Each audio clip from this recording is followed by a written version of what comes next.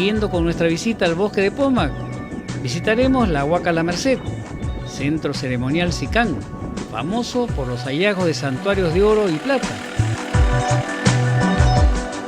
En este lugar conversamos con el doctor Carlos Celera, director del Museo Sicán y Proyecto Arqueológico.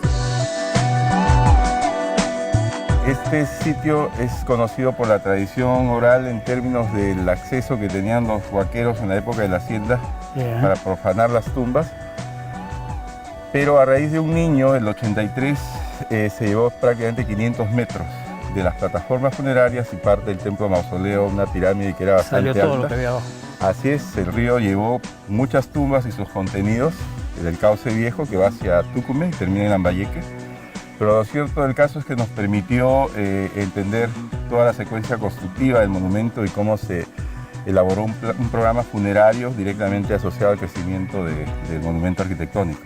Pero lo interesante es que este lugar es un ejemplo de paisaje cultural, ya que ustedes pueden visualizar tanto Tucumán, el complejo arqueológico de Sicán de Pomac, y hacia el sureste Tamborreal, por ejemplo, y Chaparrí, las pampas y cerros, así como los corredores vinculados a los jagüeyes, que son los humedales del bosque seco ecuatorial, ricos en patrimonio arqueológico, que configuran lo que se llama el Parque Arqueológico Nacional de Batacrán.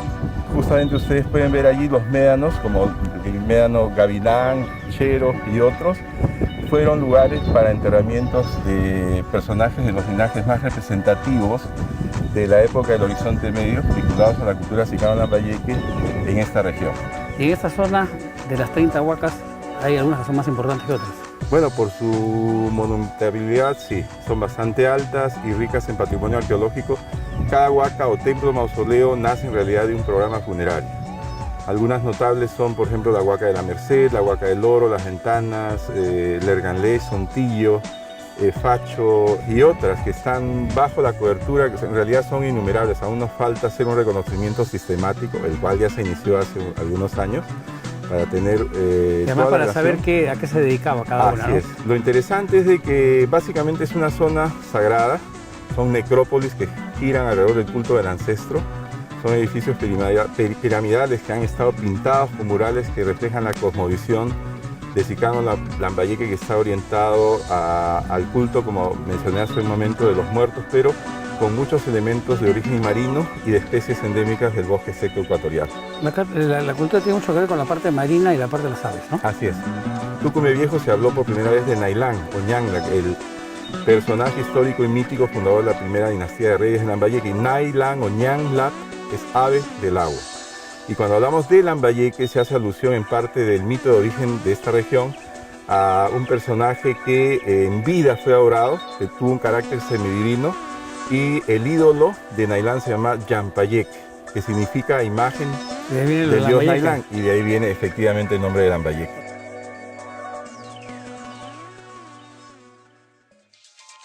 El santuario histórico Bosque de Pomac posee el complejo de pirámides más importantes del país y el más numeroso de Sudamérica, conformado por un conjunto de más de 20 pirámides de adobe y barro. Ahora es momento de conocer la Huaca Sontillo. ¿Y en esta Huaca Sontillo no han pensado hacer un mirador? Así es, porque se tiene un muy buen control visual de todo lo que es el santuario histórico Bosque de Pomac.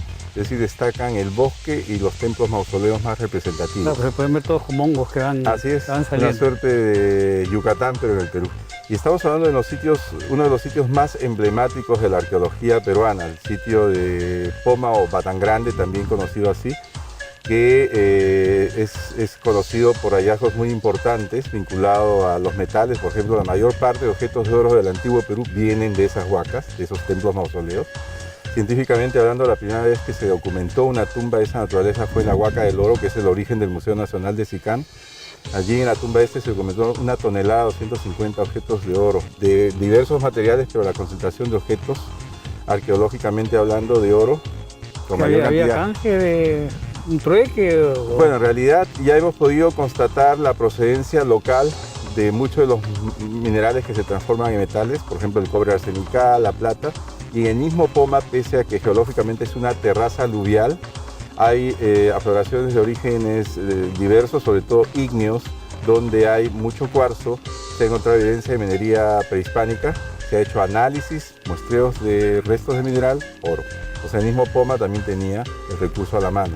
Y las zonas donde se procesaban los minerales se han documentado asociados a los templos mausoleos donde se producían muchos bienes suntuarios para las tumbas de las élites lambayecanas que eran enterradas bajo o alrededor de las pirámides. Entonces estamos hablando en este caso de un paisaje cultural único en el Perú, donde podemos ver la historia de la adaptación humana al bosque seco ecuatorial desde antes de la era cristiana hasta el día de hoy, pero el momento de mayor prosperidad económica fue entre los años 800 a 1150 después de Cristo.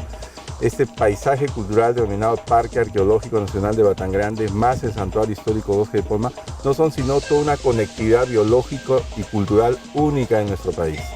Y lo que vemos es todos los peruanos tener conciencia de que estos espacios como una unidad paisajístico-cultural deben de conservarse para esta y las futuras generaciones, ya que podemos leer en este espacio geográfico importantes experiencias de vida, experiencias vinculadas a tecnologías diversas que en ninguna parte del país, y no diría del país, de América, se dan con tanta... ¿Cómo se distribuyen las sociedades también, ¿no? Así es, y cómo organizan el espacio territorial, cómo los espacios sagrados versus los espacios vinculados a la extracción de minerales se dan de una manera bastante sabia. Por ejemplo, hay íconos religiosos que se inspiran en las especies endémicas de los jagüeyes. Ese es el territorio de producción de boas, de felinos. Ahí crecen los San Pedros, que están ligados a toda una cosmovisión y hasta el día de hoy se da muy particular de la costa desde la época Cupisnique, que es la cultura madre de los mochis. Los mochis son los ancestros de los Sicama Lambayeque, y estos a su vez las familias de origen lambayecano, mochica, de origen mochica, que hasta el día de hoy viven aquí.